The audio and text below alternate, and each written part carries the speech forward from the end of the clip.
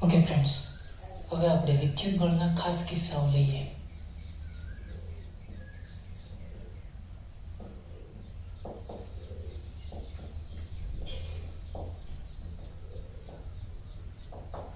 થોડુંક આપણે વેક્ટર છે એને યાદ કરીએ. સો એને રિલેટેડ બળ છે એના સ્પેશિયલ કેસીસ આપણે ડિસ્કસ કરીએ.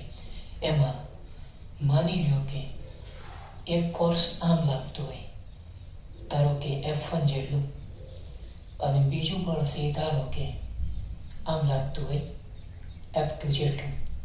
આ બે બળો વચ્ચેનો જે એંગલ છે એ ધારો કે થીટા છે. તો અહીંયા આગળ મારે આ બે બળોનું પરિણામી બળ છે એ ફાઇન્ડ કરવું છે. તો અહીંયા આગળ તમે ઘરની બે બાજુઓ લઈ લો. આને સમાંતર આ બાજુ થઈ જશે, એવી જ રીતે આને સમાંતર આ બાજુ થશે, જેથી કરીને જોનારને સબાચો લાગે. એગ્રી? હવે આ બેનું પરિણામી કઈ રીતે લઈશું? આ સમાંતર બાજુ ચતુષ્કોણ બન્યો, આને આપણે સંદર્ભ બિંદુ કહી દઈએ. તો સંદર્ભ બિંદુમાંથી પસાર થતો હોય એવો વિકર્ણ વિચારો. તો સંદર્ભ બિંદુમાંથી પસાર થતો વિકર્ણ એટલે આ થઈ જશે. આ નોર્મલી તમને બળ F1 અને બળ F2 છે એનું પરિણામી બળ તમને મળશે. એગ્રી? સો બેઝિક આખો આઈડિયા છે. આ પરિણામી બળનું મૂલ્ય તમારે ફાઇન્ડ કરવું હોય તો એની માટેનું ફોર્મ્યુલા છે તમારી આગળ. આમ તો નોર્મલી હું વેક્ટર જ ડિસ્કસ કરાવું છું. એ થઈ જશે અંડર રૂટમાં F1 square plus F2 square plus 2F1 F2 cos theta. Theta જેટલા ખૂણે બે બળો હોય તો એમનું પરિણામી બળ તમે સમાંતર બાજુ ચતુષ્કોણની રીતે આ રીતે મેળવી શકો. અંડર રૂટમાં F1 square plus F2 square plus 2F1 F2 cos theta. તમારે દિશા ફાઇન્ડ કરવી હોય તો દિશા માટેનું સૂત્ર છે આપણી આગળ. સો tan આલ્ફા, આ પરિણામી બળ છે એને F1 સાથે બનાવેલો જે ખૂણો છે એ ધારો કે આલ્ફા. એગ્રી? તો એનું આવું ફોર્મ્યુલા આવશે normally F2 sin theta upon F1 plus F2 cos theta. તો આ રીતે તમે દિશા છે ફાઇન્ડ કરી શકો. અચ્છા, આ કઈ રીતે આવ્યું? આ પરિણામી જે સદિશ છે એના શીર્ષ પાસેથી આ રીતે લંબપાત દોરી કાઢો.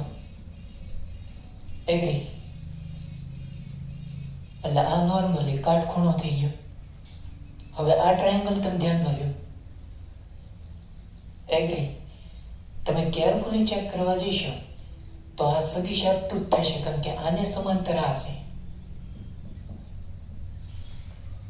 અને F1 અને F2 વચ્ચેનો જે એંગલ ક્રિએટ છે એ થીટાનો છે. એ જ એંગલ અહીંયા આગળ ક્રિએટ થશે થીટા જેટલો.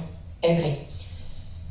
તો F2 છે આના તમે બે ઘટકો પાડી શકો. એવરીબડી નો થીટા વાળો જે ઘટક આવશે એ થઈ જશે નોર્મલી F2 cos થીટા, અને થીટાની સામેનો જે ઘટક આવશે એ આવશે F2 sin થીટા. અને લો થીટા વાળો જે ઘટક હોય એ cos થીટા, થીટા સિવાય ન હોય એ હંમેશા sin થીટા થશે. બરોબર? તો હવે તમે આ ટ્રાયેંગલ વિચારો, એમાં tan આલ્ફા વાપરો. tan આલ્ફા એટલે શું થશે? સામેની બાજુ છેદમાં પાસેની બાજુ. તો આલ્ફાની સામેની બાજુ થઈ ગઈ F2 sin થીટા, અને પાસેની બાજુ એટલે શું થશે? અહીંથી લઈને અહીંયા સુધી.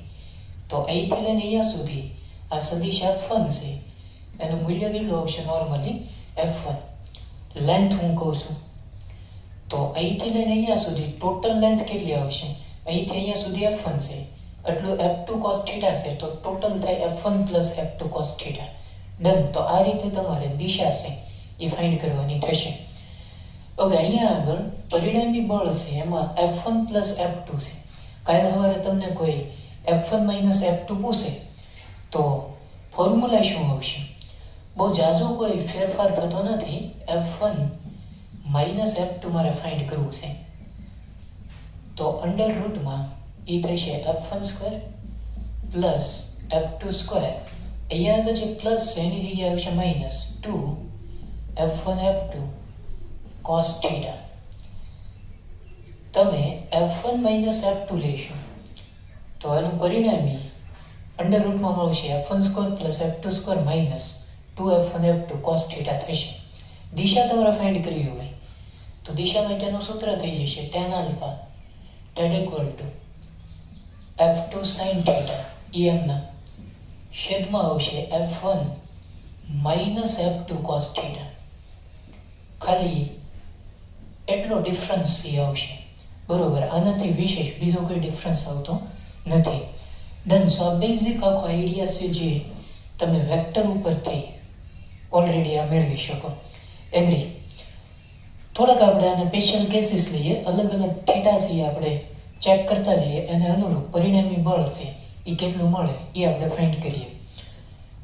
અહીંયા આગળ આપણે ખૂણો લઈએ અને અહીંયા આગળ આપણે પરિણામી બળ એટલે કે f1 પ્લસ f2 એનું મૂલ્ય આપણે ફાઇન્ડ કરીએ.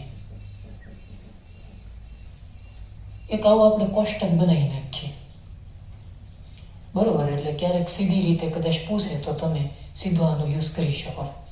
આમ નોર્મલી પ્રેક્ટિસ થાય.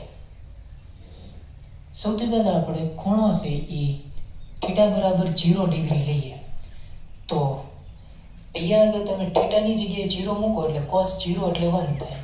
તો અલ્ટિમેટલી શું આવશે? એ આવશે f1 square plus f2 square plus 2 f1 f2 આખાના ઉપર 1/2, બરોબર. વર્ગમૂળ આ રીતે લખાય normally. You can see that theta 0 છે, cos 0 એટલે 1 થાય, તો બાકી કેટલું વધશે? એટલું જ વધશે. ડન. હવે માની લ્યો કે થીટા બરાબર આપણે 30 ડિગ્રી લઈએ તો શું આવશે? અહીંયા આગળ જે થીટા છે એની જગ્યાએ 30 મૂકવાનું. cos 30 એટલે કેટલું આવે?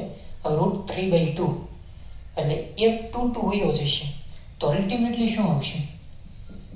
f1 square plus f2 square plus √3 f1 f2 આખા ઉપર 1/2 કા. ખ્યાલ આવે છે? cos 30 એટલે √3/2. અહીંયા 2 છે, છેદમાં 2 એ કેન્સલ આઉટ એટલે ખાલી વચ્ચે √3. એગ્રી? હવે થીટા બરાબર તમે 45 ડિગ્રી સેટ કરો એટલે કે આ બે બળો વચ્ચેનો એંગલ છે એ આપણે 45 ડિગ્રી રાખીએ તો આ કેસમાં આપણને પરિણામી બળ કેટલું આવશે? અહીંયા આગળ થીટાની જગ્યાએ તમે 45 મૂકો એટલે cos 45 એટલે 1/√2. અહીંયા આગળ 2 છે, 2/√2 એટલે કેટલું આવે? √2 આવે. એગ્રી? એટલે એ થશે f1 square plus f2 square plus √2 f1 f2 આખા ઉપર 1/2. આ બધું વર્ગમૂળમાં જ આવશે. ડન. હવે ધારો કે થીટા બરાબર આપણે 60 ડિગ્રી સેટ કરીએ તો અહીંયા આગળ થીટાની જગ્યાએ 60 મૂકો. cos 60 એટલે કેટલું આવે? 1/2. અહીંથી 2 કેન્સલ આઉટ થશે તો અલ્ટિમેટલી કેટલું આપણને મળશે?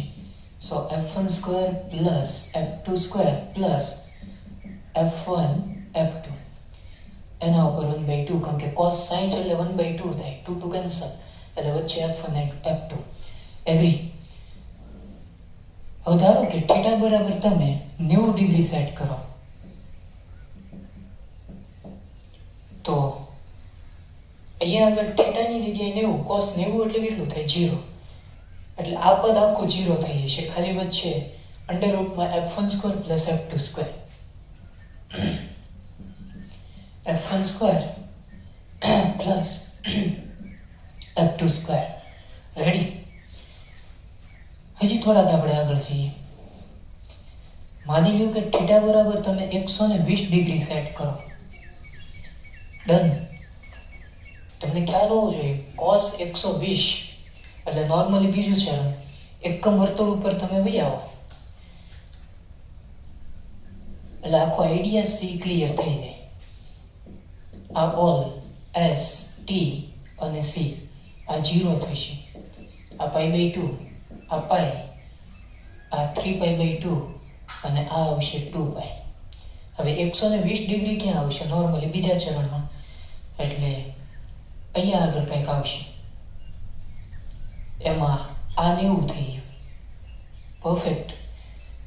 આટલો ખૂણો આપણે 30 નો લઈએ તો આ ટોટલ એંગલ કેટલામાં આવે? 120 ડિગ્રી આવે. એગ્રી? હવે cos 120 ડિગ્રી છે એની કિંમત તમને ખ્યાલ ન હોય તો એના અલગ અલગ રસ્તાઓ છે કિંમત મેળવવાના. ત્રિકોણમિતિ વિધિનો ઉપયોગ કરી અને તમે આસાનીથી cos 120 છે એની કિંમત મેળવી શકો. કરાવીશું. જો આ cos 120 ડિગ્રી છે એની જગ્યાએ તમે આવું લખી શકો cos 90 + 30, કારણ કે 90 + 30 એટલે નોર્મલી 120 ડિગ્રી જ થશે. ડન.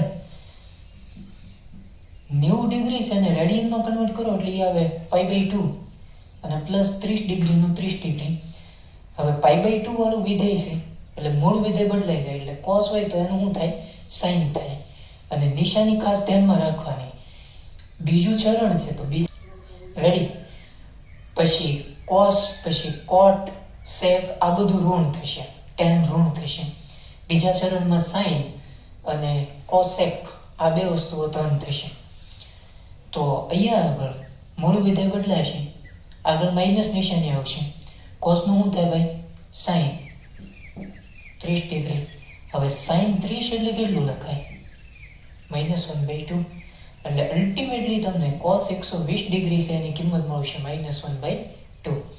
એ કિંમત તમારે અહીંયા આગળ મૂકવાની. અહીંયા આગળ -1/2 એટલે 2 કેન્સલ આઉટ એટલે પ્લસ માઇનસ માઇનસ થશે. તો આપણને મળશે f1² + f2² - f1 f2 આખા ઉપર 1/2. રેડી? સો બેઝિક આખો આઈડિયા છે.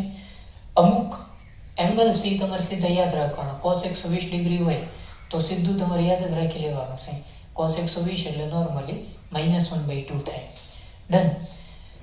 એવી જ રીતે માની લ્યો કે થીટા બરાબર આપણે 150 ડિગ્રીનો ખૂણો સી સેટ કરીએ તો શું થાય? થીટા બરાબર 150. હવે અહીંયા અંદર સૂત્રમાં cos થીટા આવે એટલે થીટાની જગ્યાએ તમારે 150 મૂકવાના. ડન. એટલે cos 150 આમ લખાશે 90 + 60, કારણ કે 90 + 60 એટલે 150 થશે. અને આ રીતે લખીએ cos π/2 + 60. મૂળ વિધેય બદલાશે અને બીજું ચરણ છે એટલે cos ઋણ થશે એટલે આવશે માઇનસ sin 60. નોર્મલી sin 60 એટલે કેટલું થશે? બોલો. √3/2. ગુડ. અહીંયા આગળ તમે -√3/2 મૂકો, 2 કેન્સલ આઉટ થશે. તો અલ્ટિમેટલી શું આવશે? f1² + f2² -√3 f1 f2 આખા ઉપર 1/2 આવું થશે. રેડી? ધારો કે થીટા બરાબર તમે 180 ડિગ્રી લઈ લો. હવે થીટા બરાબર 180 ડિગ્રી તમે સેટ કરશો એટલે cos π એટલે -1 થાય. તો અલ્ટિમેટલી શું આવશે? f1² + f2² - 2f1 f2. એટલે અહીંયા આગળ આવશે f1² + f2² - 2f1 f2 ⁻². છેલ્લું આપણે લઈ લઈએ. માની લો કે થીટા બરાબર આપણે 360 ડિગ્રી સેટ કરીએ 2π રેડિયન. એગ્રી? તો શું આવશે? f1² + f2². હવે cos 2π એટલે 1 થાય એટલે એ અલ્ટિમેટલી આવશે +2 f1 f2 ⁻². સો આ બેઝિક આખો આઈડિયા છે જે એકદમ સિમ્પલ આખો આઈડિયા છે. અહીંયા આગળ તમને ઓપવર્ડ એંગલ પણ પૂછી શકે. માની લો કે 30 ડિગ્રી 60 ડિગ્રી 45 ડિગ્રી એવા ન પૂછે. 31 ડિગ્રી પછી 35 ડિગ્રી પછી 75 ડિગ્રી આવા બધા ઓપવર્ડ એંગલ આપે ત્યારે તમારે થોડુંક ધ્યાન રાખવું પડશે. બરોબર? તો એની માટે તમારે લોગારિધમ છે લોગ ટેબલ એનો યુઝ કરવો પડશે. બરોબર? અને પછી તમે આની અંદર આગળથી વધી શકશો. એગ્રી? પણ મૂંઝાતા નહીં, એવા કોઈ ઓપવર્ડ એંગલ સી પૂછતા નથી. હું માનું ત્યાં સુધી જે તમને જાણીતી કિંમત હોય, જાણીતા એંગલ હોય એને રિલેટેડ જ પૂછશે એટલે એની કોઈ ખોટી ચિંતા કરવાની નથી.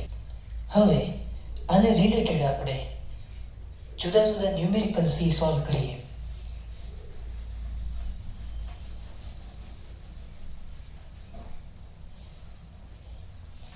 આમાં કદાચ તમને કોઈ એમ પૂછે કે f1 - f2 છે એનું પરિણામી તમારે મેળવવાનું છે આ એંગલ માટે. અહીંયા આગળ મેં જે લિસ્ટ કાઉન્ટ કર્યું 0 ડિગ્રીથી લઈ 360 ડિગ્રી, તો તમને ખ્યાલ આવે થીટાની કિંમત અહીંયા આગળ મૂકવી પડે આ સૂત્રમાં, બરોબર? તો એ કામ તમે જાતે કરજો, ખોટો એમાં હવે ટાઈમ બગાડતા નથી. હવે મારે અમુક સ્પેશિયલ કેસીસ છે એ કરાવવા છે, જેથી કરીને બળનો આખો આઈડિયા છે એ તમારો ક્લિયર થઈ જાય. થોડુંક તમારે અહીંયા આગળ ધ્યાન આપવું પડશે, કારણ કે હું થોડાક ટ્વિસ્ટ પણ કરતો જઈશ.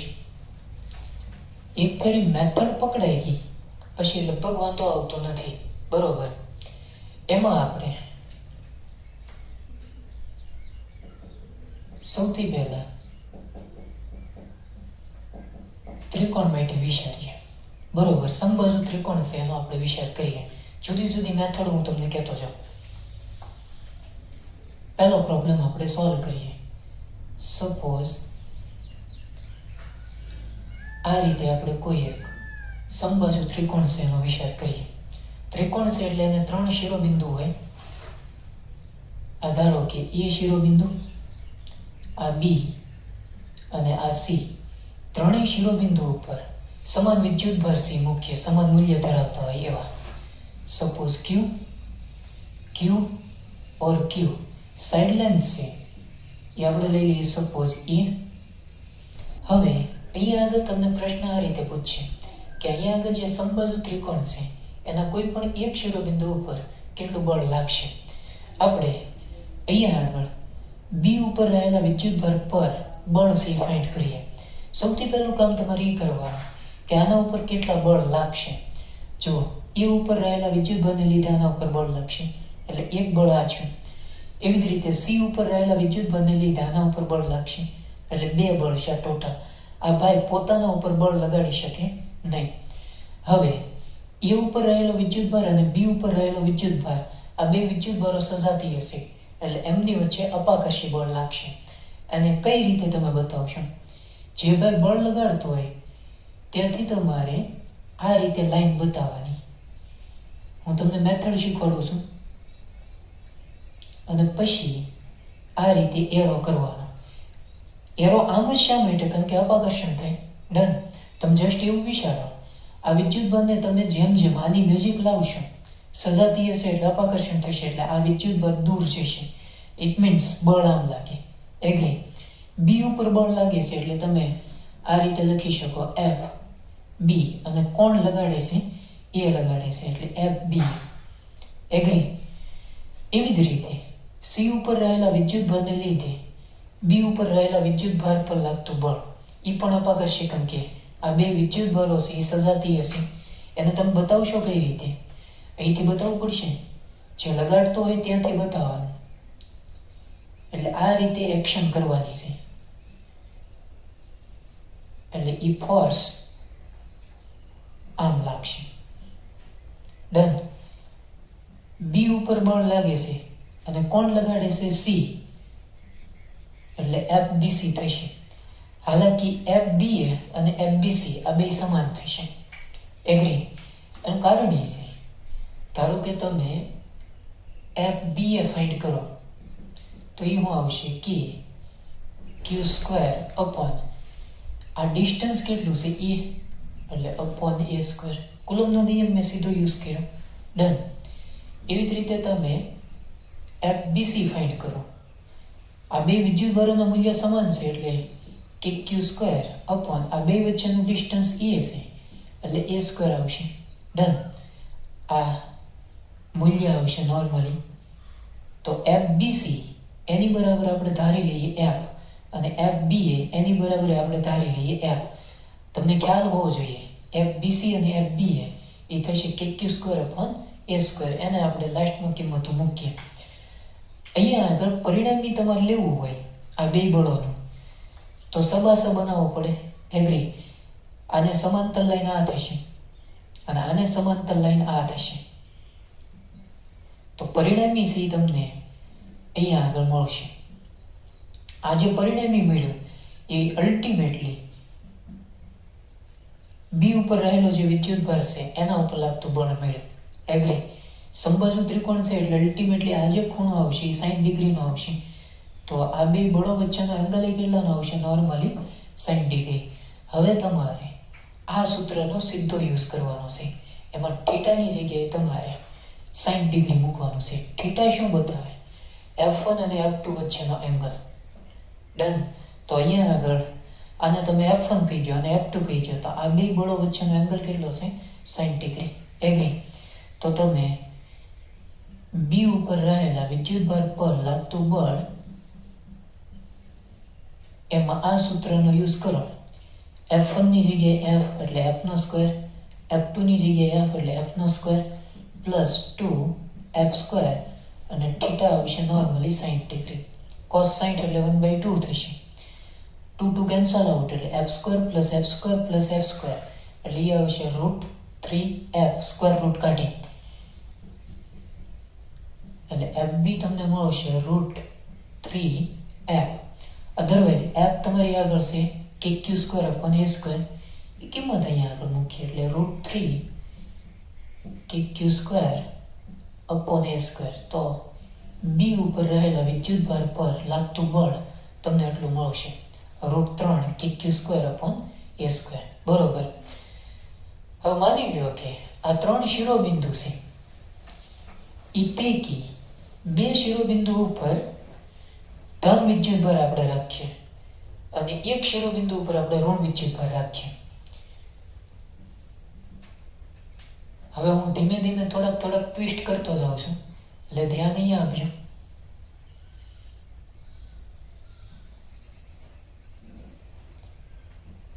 આ A, B और C. ધારો કે A ઉપર પ્લસ Q, B ઉપર માઇનસ Q અને C ઉપર Q. સાઇડ લાઇન C ધારો કે A છે આ રીતે. અને તમને ક્વેશ્ચન આ રીતે પૂછે કે B ઉપર રહેલા વિદ્યુતભાર પર લાગતું બળ ફાઇન્ડ કરો. તો B ઉપર કેટલા વિદ્યુતભારો બળ લગાડશે? એક C ઉપર રહેલા વિદ્યુતભારને લીધે આના ઉપર બળ લાગશે અને એક A ઉપર રહેલા વિદ્યુતભારને લીધે આના ઉપર બળ લાગશે. અહીંયા આગળ સમજવા જેવી બાબત એ છે કે B ઉપર રહેલો જે વિદ્યુતભાર છે એ નેગેટિવ છે, C ઉપર રહેલો વિદ્યુતભાર છે એ પ્લસ છે અને A ઉપર રહેલો વિદ્યુતભાર કેવો છે? પ્લસ છે. એટલે બળ છે આકર્ષી પ્રકારનું હશે. એગ્રી? સૌથી પહેલા આપણે આનું ફાઇન્ડ કરીએ. ધારો કે C ઉપર રહેલા વિદ્યુતભારને લીધે B ઉપર લાગતું બળ એ આકર્ષી પ્રકારનું, કારણ કે આ ધન છે આ ઋણ છે એટલે વિજાતીય વિદ્યુતભાર હશે. એટલે બળની જે ડાયરેક્શન આવશે એ નોર્મલી આમ આવશે. આ થશે નોર્મલી FBC. રેડી? A ઉપર રહેલા વિદ્યુતભારને લીધે B ઉપર રહેલા વિદ્યુતભાર પર લાગતું બળ આ પણ આકર્ષી હશે, કારણ કે વિજાતીય વિદ્યુતભારો એટલે આકર્ષણ તો મોટા આમ જ થાય. એગ્રી? સો આ થશે FBA. એગ્રી? હાલાકી FBC અને FBA સમાન જ થશે, કારણ કે નોર્મલી વિદ્યુતભારોના મૂલ્ય કેવા છે? સમાન છે. એટલે FBC બરાબર આપણે ધારી લઈએ F અને FBA બરાબર આપણે ધારી લઈએ A. એગ્રી? સમબાજુ ત્રિકોણ છે મોટિયા, તો આ બે બળો વચ્ચેનો જે એંગલ ક્રિએટ થશે એ તો 60 નો જ થશે. સબાસાનો તમે યુઝ કરશો તો આને સમાંતર લાઈન આ થાય અને આને સમાંતર લાઈન નોર્મલી આ થશે. ડન. પરિણામી તમને આ મળશે. એગ્રી? સો ઈ થઈ જશે FB. તમારે FB ફાઇન્ડ કરવું છે તો FB that equal to સીધું આ સૂત્ર વાપરો, √F1² + F2² + 2F1F2 cos θ. √F1 છે ઈ F છે એટલે F², F2 છે ઈ પણ F છે અને F1 કહી દો અને F2 કહી દો. ડન. પ્લસ 2 f1 f2 પણ f1 f2 સમાન છે એટલે f ઇન્ટુ f એટલે f સ્ક્વેર અને ખૂણો બને છે 60 નો cos 60 એટલે મોટી આવે 1/2 અહીંથી 2 2 કેન્સલ એટલે f square plus f square plus f square એટલે 3f સ્ક્વેર એનું સ્ક્વેર રૂટ તમે કાઢો એટલે fb તમને મળશે √3f આ √3 અને f એટલે શું આવશે કે q square upon a square તો fb છે એ તમને મળશે √3 કે q square upon a square agree હજી થોડાક આની અંદર આપણે આગળ જઈએ આ જ ક્વેશ્ચનમાં તમને કોઈ એમ પૂછે કે એ ઉપર રહેલા વિદ્યુત ભાર પર લાગતું બળ શોધો તો તમે શું કરશો એ ઉપર રહેલા વિદ્યુત ભાર પર લાગતું બળ શોધો વિચારવાનું છે ભાઈ આમાં તો બીજું તો શું કરીએ કે આપણે એક બળની ડાયરેક્શન હરખી બતાવવાની છે અને બે બળો વચ્ચેનો એંગલ કેટલો આવે એ ખાસ નિરીક્ષણ કરી અને પછી તમારે થીટાની જગ્યાએ કિંમત મૂકવાની છે બરોબર દરેક વખતે થીટા સી બદલાતો જ હશે માની લ્યો કે થોડોક ઝૂમ કરીને ડાયાગ્રામ બતાવો એટલે આમાં આમ ગબર ગોટો ન થાય એટલા માટે આ એ બી સી એ ઉપર વિદ્યુત ભાર છે ક્યુ બી ઉપર છે -q અને સી ઉપર છે ક્યુ તમારે એ ઉપર રહેલા વિદ્યુત ભાર પર લાગતું બળ છે ફાઇન્ડ કરવાનું છે સાઇડ લેન્થ એ છે એગ્રી તમે કેરફુલી ચેક કરવા જઈશો તો બી ઉપર રહેલા વિદ્યુત ભારને લીધે એ ઉપર લાગતું બળ આકર્ષી પ્રકારનું હશે કારણ કે આ બે વિદ્યુત ભારો છે એ વિજાતીય છે વિજાતીય વિદ્યુત ભારો હોય તો એમની વચ્ચે શું થશે આકર્ષણ એટલે બી ઉપર રહેલા વિદ્યુત ભારને લીધે એ ઉપર રહેલા વિદ્યુત ભાર પર લાગતું બળ એ બળની ડાયરેક્શન મોટી આમ આવશે આકર્ષણ થાય છે ભાઈ પરફેક્ટ અને આપણે કહી દઈએ F E B એગ્રી હવે સી ઉપર રહેલા વિદ્યુત ભારને લીધે એ ઉપર લાગતું બળ આ બે વિદ્યુત ભારો છે એ સજાતીય છે એટલે એમની વચ્ચે રીતસરનું અપાકર્ષણ થશે એટલે સી ઉપર રહેલા વિદ્યુત ભારને લીધે એ ઉપર લાગતું બળ અહીંથી આમ બતાવવાનું એટલે એરો આમ આવશે અપાકર્ષણ આ તમને મળશે F C A हालांकि F A B અને F C A और A C Q એ બે સમાન જ આવશે નોર્મલી કારણ કે વિદ્યુત ભારોના મૂલ્ય સમાન છે ડિસ્ટન્સ સમાન છે એટલે F A C બરાબર F લઈએ F A B બરાબર આપણે F લઈ લઈએ હવે અહીંયા આગળ તમે સબાસા બનાવો તો આને સમાંતર લાઈન આ થશે હલ્લો અને આને સમાંતર લાઈન આ થશે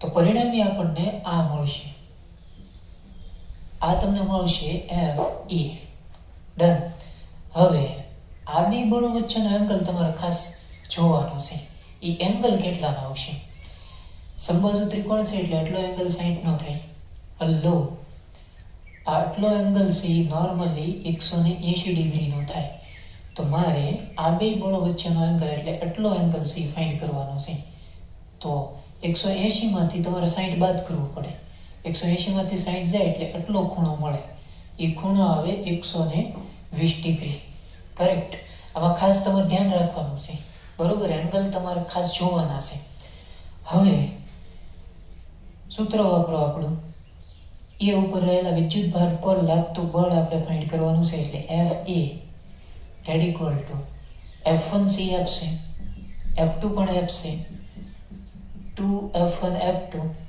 cos 120 cos 120 એટલે -1/2 થાય એટલે F A that equal to under રૂટમાં શું આવશે f² પ્લસ 2f² અને cos 120 -1/2 અધરવાઇઝ અહીંથી 2 2 કેન્સલ આઉટ થશે તો ultimately F A that equal to આ -f² અને 1 + f² એ કેન્સલ એટલે અંડર રૂટમાં વચ્ચે f² એનો સ્ક્વેર રૂટ કાઢશો એટલે એફ આવશે. તો અલ્ટિમેટલી એફ બોલે તો કે ક્યુ સ્ક્વેર અપોન એ સ્ક્વેર. તો આવો આન્સર આવશે. ડન. શિરોબિંદુ ઉપર કેવો વિદ્યુત ભાર છે એ ખાસ જોવો. બરોબર, દરેકે દરેક શિરોબિંદુ ઉપર વિદ્યુત ભારને આધારે જવાબ છે બદલાતા જશે, એટલે ખાસ તમારે ધ્યાન રાખવાનું થશે. એગ્રી? સો બેઝિક આખો આઈડિયા છે, સિમ્પલ આખો આઈડિયા છે એ કહી શકાય.